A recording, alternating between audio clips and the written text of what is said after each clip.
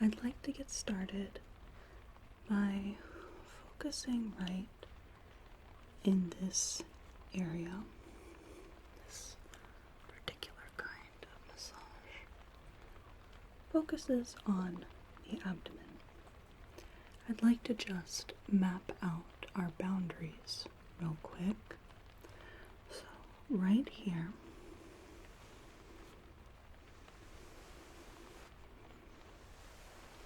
we have the rib cage, we have the curve of one side and the other, meeting in the middle here with the xiphoid process at the bottom of the sternum. We have this whole open area here, and then we have the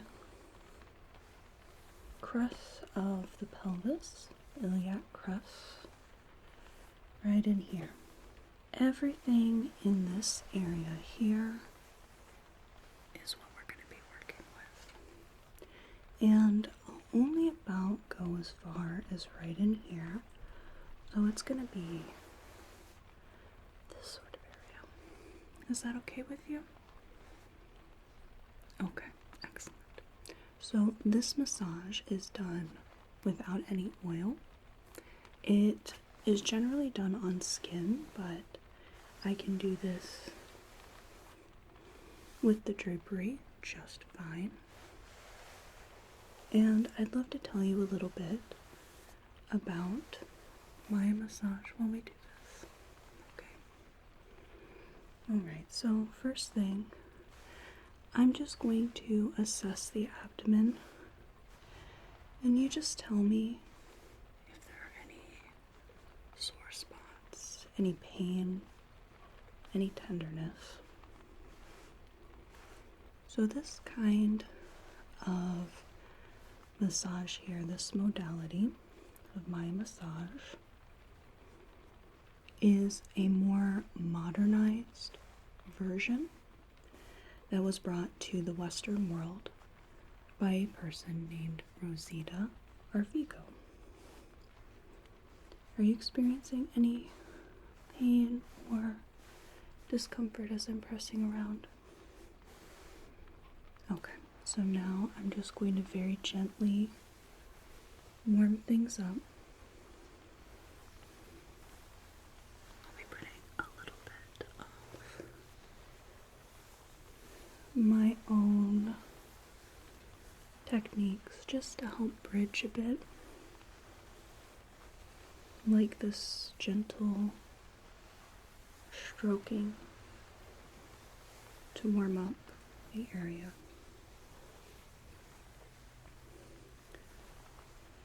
So Rosita Arvigo, she is from the US, and she learned traditional medicine and herbalism and even midwifery from the Maya people. And one of her major mentors was a man named Don Elijio Panti. And he is said to be one of, if not the last, men, H apostrophe men. And they are, think of it like a shaman. They are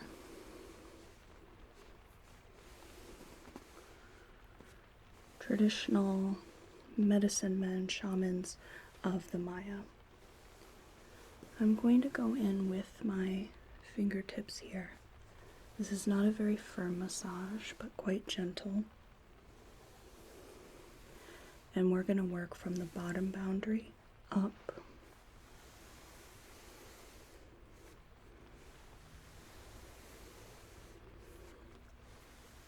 So Rosita Arvigo learned many things from Don Elijio, And part of that was this art of abdominal massage. And his knowledge lineage came from oral tradition that is said to have been passed down over 5,000 years. He was a Masawal or Yucatec Maya person. He worked in Belize. It is said that he learned at the Temple of the Great Jaguar in Tikal.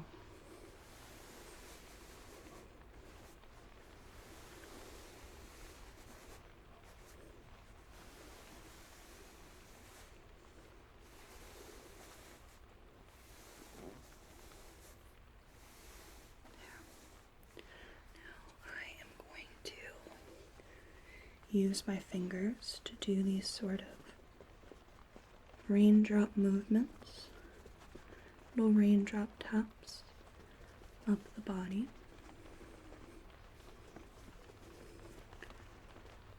So Rosita Arvigo modernized the techniques she learned about Maya abdominal massage, of which the traditional practice generally focuses on the reproductive organs, but she sort of expanded what the massage could assist with. So not only those particular problems, but digestive issues, different GI issues like SIBO, Crohn's disease, IBS, acid reflux. And the idea is that the massage works by realigning the organs to restore blood flow, lymph flow, and energy flow to the abdomen to help correct imbalances.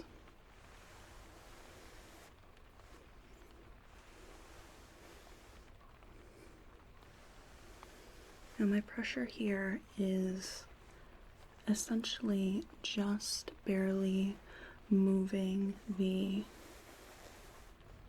skin.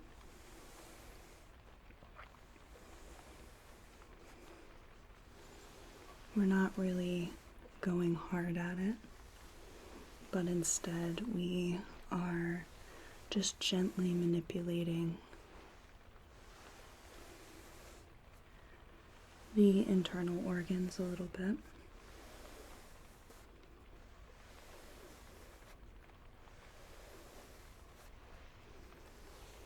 There we are. So previously, this westernized version, this modernized version of Maya massage, focusing on the abdomen, it was labeled under the name Arvigo Therapy or Mayan Abdominal Massage with Arvigo Techniques. But the name has now evolved to Tul'ix, which is a Yucatec Maya word meaning dragonfly. Dragonflies are associated with the goddess Ix Chel, who is the goddess of rainbows. But rainbows were not seen as something beneficial in Maya mythology. And Ix Chel was also known for being a deity of fertility and childbirth. She had a very monstrous looking aspect, very grotesque looking, but she also could be depicted as a young, beautiful woman.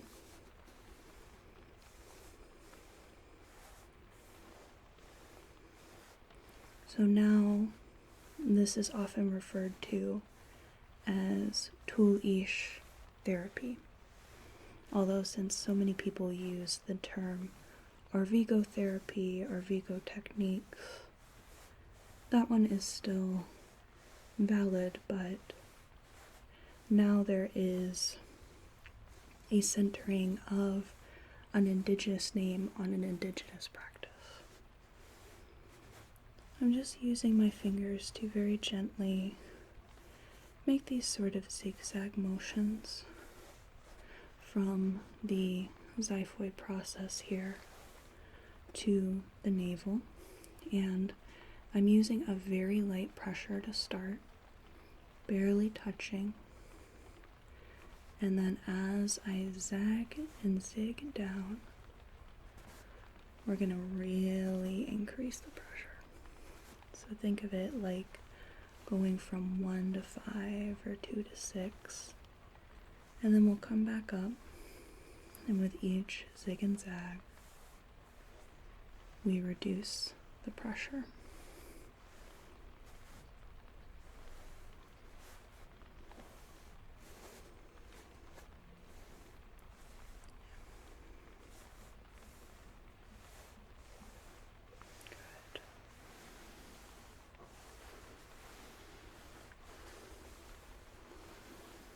So in modern terms and medical and scientific terms, you can divide the abdomen in either 4 quadrants or 9 sections. We have like the stomach and the spleen over in here, the liver over in here, your appendix, your large intestine framing around here, small intestines in the middle. This is one of my more bridging techniques where I'm really getting into each quadrant. And one of the important things about Maya massage is continuing the practice. So I'll be showing you the techniques that you can do on your own to keep reaping the benefits of that. Personally, I use this massage quite a bit, and I have ever since I had learned its techniques for severe acid reflux or gastroesophageal reflux disease.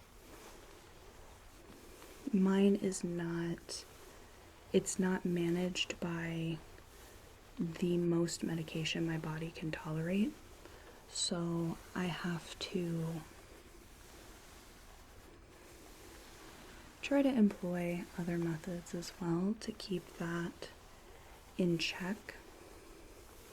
And one of the things that does really help is this massage. I try to do it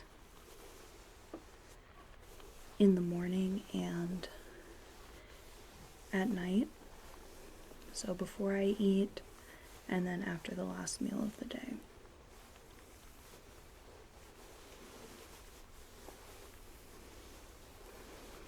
And I found that that has helped a good amount. I mean, anything that helps a little bit at this point is really welcomed.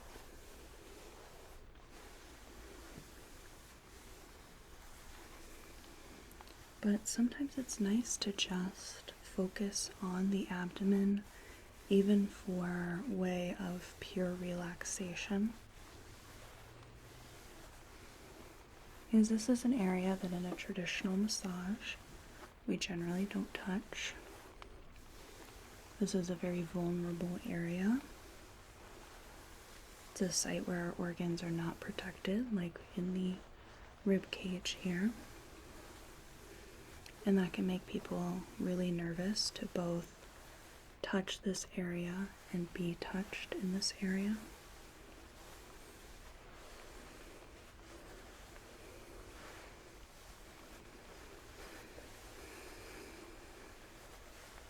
But it can really invoke a sense of security. There's a reason that in the chakra system that the root and sacral and solar plexus chakras are all in this area, and a lot of that is your foundation, who you are as a person, your identity, your feeling of security. That's all linked in this area.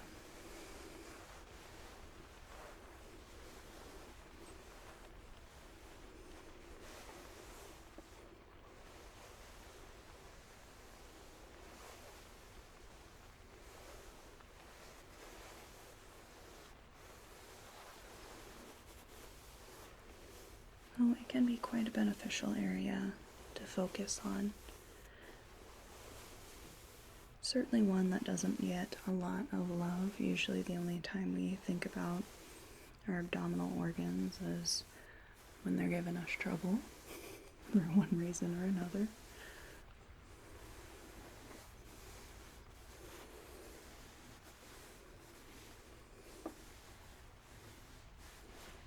So it's nice to just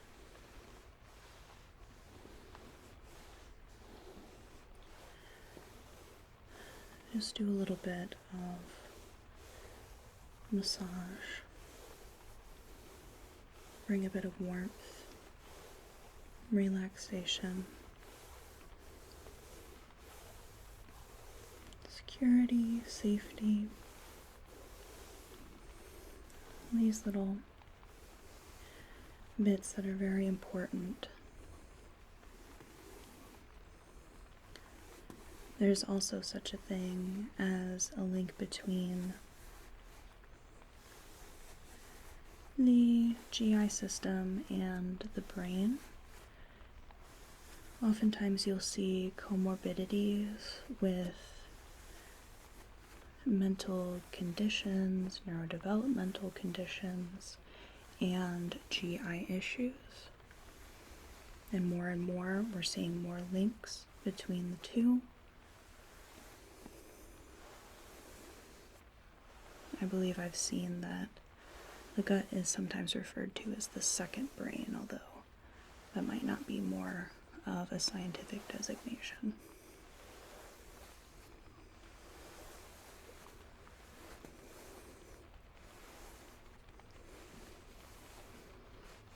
But it's all connected. Everything's connected.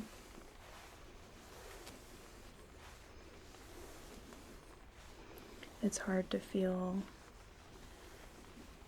less stress and less anxiety if you're having issues with your GI system, pain, dysfunction. Alright, let me just straighten out the drape a little bit. Okay, now I'm going to start right here at the side of the navel, and I am going to work in little circles all the way around, and we're going to focus on the small intestines here. Miles and miles of small intestine tissue here, all bundled up in one little area. The human body is an incredible structure. I'm just coming in. I think I'm going about a 3, maybe a 4 out of 10 for our pressure.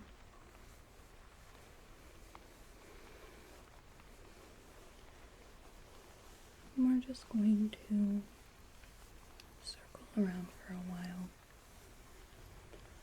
So even though I am really paying special attention to these areas with each technique,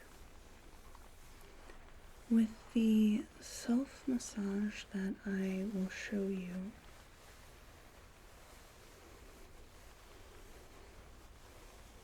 you only need to do each move in sets of 3.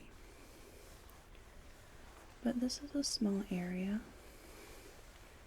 and while we're here, we just really want to thoroughly get in there, especially if our aim is to help realign everything.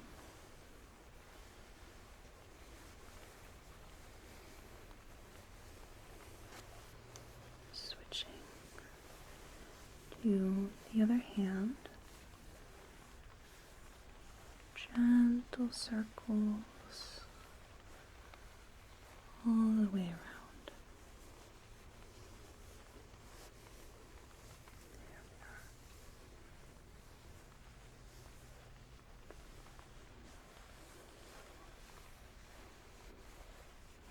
Good. We're just going to right here. Okay. And then with that, I'm just going to gently bring that out to each quadrant.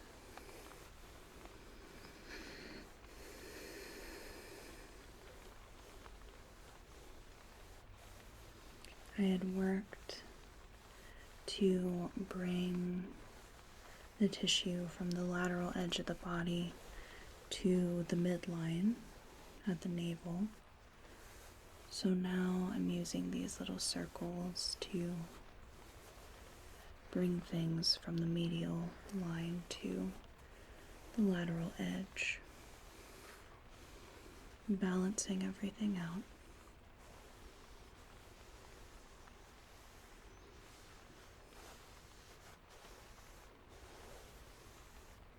You can even get a little bit of a lobster claw motion here,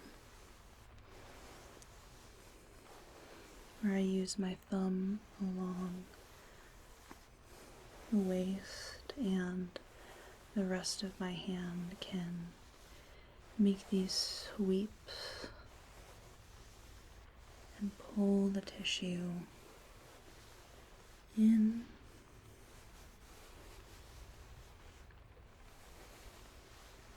Just like that.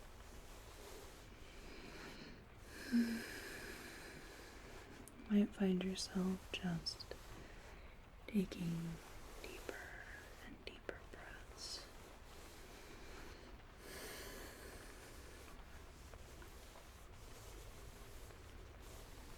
You might find yourself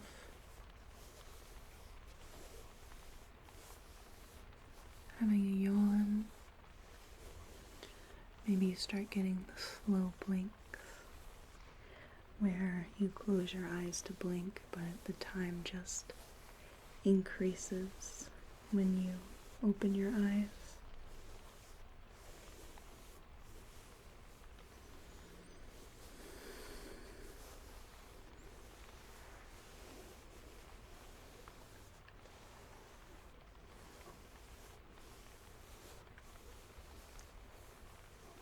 It's a very comforting thing to massage the abdomen. I'm one of those people that if I experience nausea, it's oftentimes mediated a little bit by just holding the abdomen or massaging it a bit.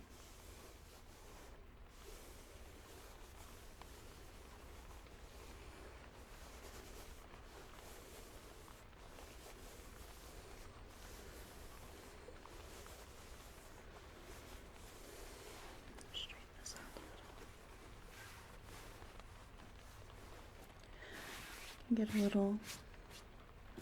little bunched as we're doing this.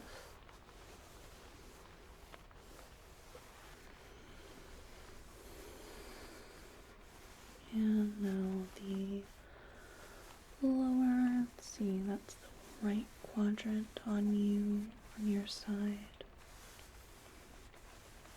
From my point of view, it looks like the left side, working from the navel outwards.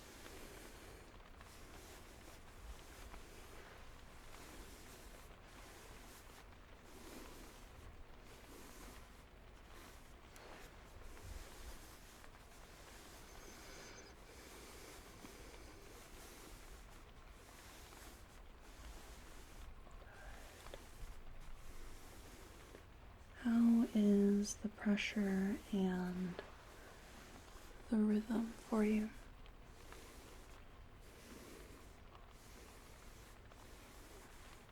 Okay.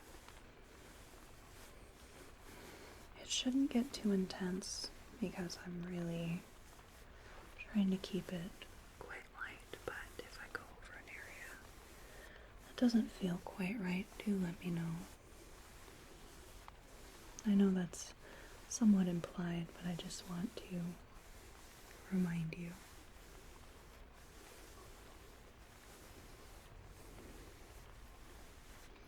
And then the upper quadrant here. Upper right hand side.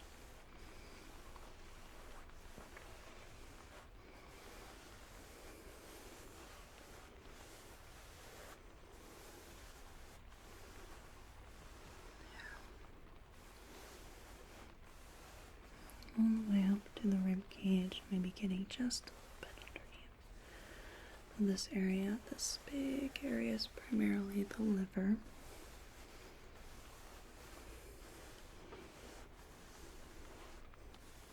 Takes up quite a bit of room.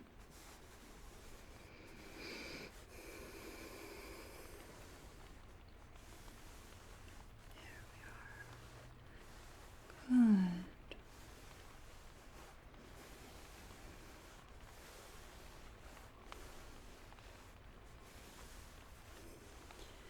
If I recall correctly, this is not the only sort of Maya modality that you can get in the Western world. It's a little lesser known, but it's very similar to another modality that you'll know of much more. If I recall correctly, the Maya also practiced pincha, though I may be mixing that up. There's a lot going on in Central America. But it's a type of acupuncture. It's kind of funny how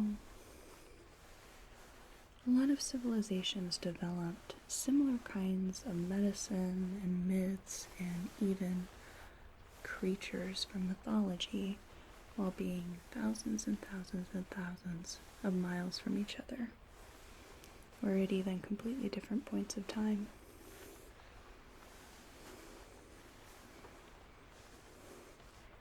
And they still come out quite similar.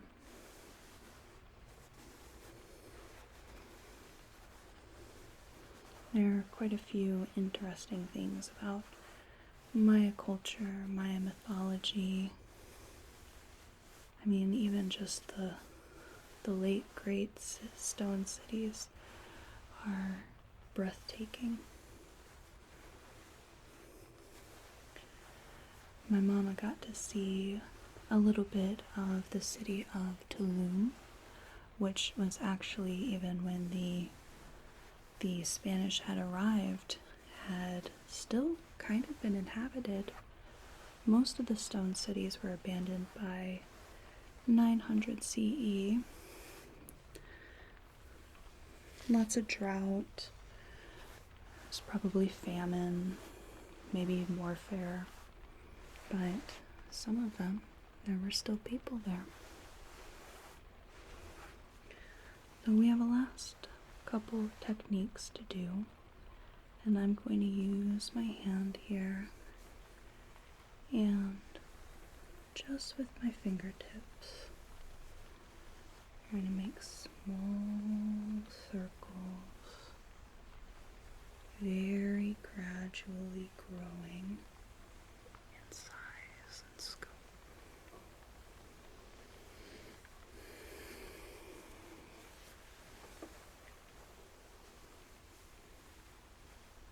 You ever have the opportunity to be able to see the land of the Maya or Central America in general, I would highly recommend it. Highly, highly. I'd really love to see Mexico City sometime, built on top of the Aztec city Tenochtitlan, and not too far away from the enigmatic Teotihuacan, which we're not exactly sure who built Teotihuacan, but I believe it was the Aztecs had come upon it, and they had seen this beautiful, great big city, and there was no one there. And so they lived there, and it must have been so fascinating to come upon this gigantic, beautiful, gorgeous stone city, carved, laid out, and it's been there for a long, long time, and there's no one there, and you don't know who built it, and you just decide to take up residence. I mean, why not? But I think some people just forget how very, very old and rich Central America is. Beautiful, beautiful place. I know someone who spends a lot of time in Guatemala. They started going when we were friends in school with their church, and their ultimate goal is to eventually move to Guatemala. We're just going to hold this area here.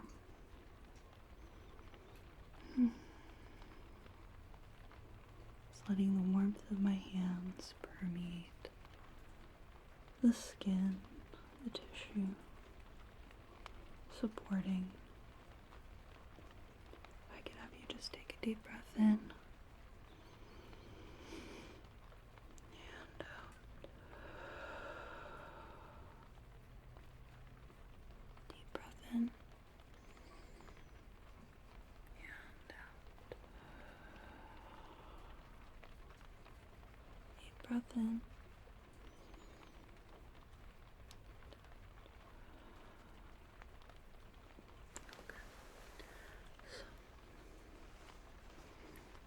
Just straighten this out, and let's talk a little bit about the self-massage aspect of this Maya massage. So the very first thing we're going to do is locate our landmarks like we did in the beginning. We have each side of the rib cage, the xiphoid process, and each of the hip crests here. And we're going to work in this area. The very first technique that we do, we use our hands like this, and we would start from about the pubic bone and pull our hands up to the navel. Now we're going to use a similar pressure to what I used in this massage. About a 3 to a 4 on the scale from 1 to 10. So we use this motion and we pull up to the navel. We do that 3 times. And then we're going to go on one side or the other. Doesn't matter which one. With that same scooping motion, you're going to work from the hip and make a J shape. So we'll go in towards the midline and scoop up. So we make this sort of J. And the other side, same thing.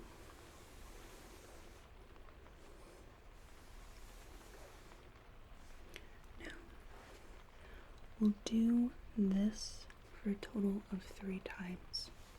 So we'll do 1 this way, 1 from the side, 1 from the other side. Repeat that for 3 sets total, and then at the end add 1 more, scooping from the midline. So 3 here, 4 in the middle. After that, you're going to keep your arms at your side like you are now, and using that raindrop tapping motion, you're going to work up from the sides of the body, along the abdomen, up to that rib cage xiphoid process area 3 times. And even though this might seem a little silly, this might be more of a neurological response, but it does help a little bit. So this works best if you do the full routine, even if you think something is a little goofy. The next technique, we work from the xiphoid process down to the navel. I like to use my fingers like this and work down like this, but you can do this as well. It's just a little awkward. So you would go from the base of the sternum to the navel 3 times, and then you go along the rib cage and make that J. So basically mirroring what we did on the lower abdomen.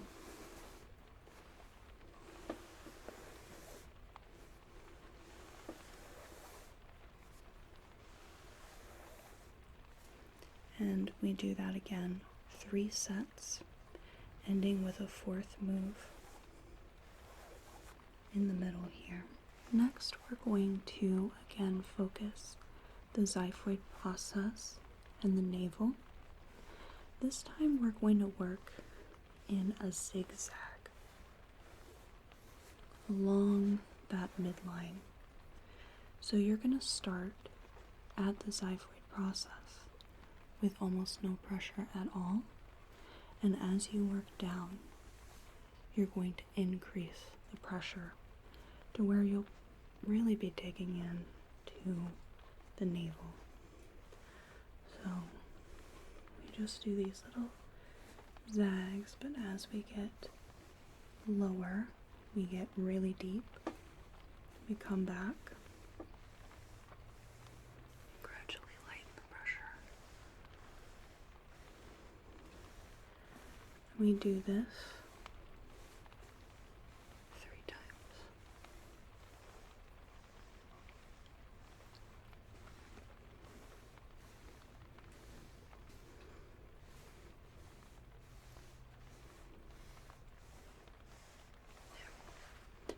Now, I work to the right of my navel here and go in a clockwise direction.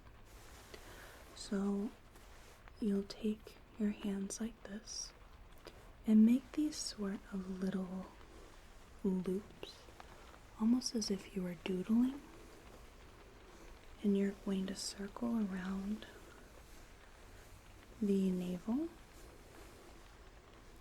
and you're going to do this 3 times. So this move more focuses on the small intestines, and again we're working with maybe 4 out of 10 of pressure, not nearly as intense as our zagging.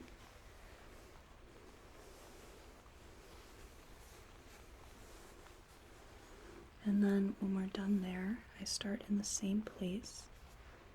You take your 2 hands like this again, and you make tiny circles that gradually grow in size to eventually completely encompass the entire boundaries of the abdomen, the hips, the rib cage, and then when you've done the entire boundaries here, you can start working inwards and ending at the navel. The very last thing you do is hold the abdomen, and this is a moment where you can do some deep breathing, do a little bit of meditation maybe, just thinking about maybe gratitude for everything your digestive system does, thinking about the kind of food you want to eat in the day, things you're looking forward to, just taking a moment to have some breathing room and a little bit of reflection.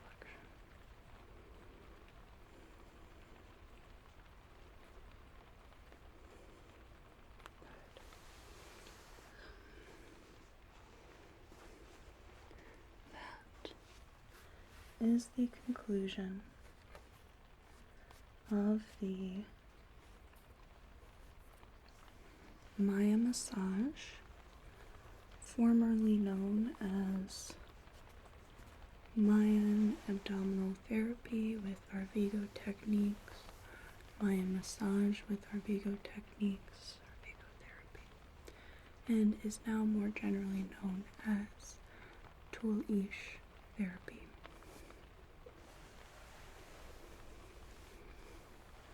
I hope that you were able to relax quite deeply in this massage.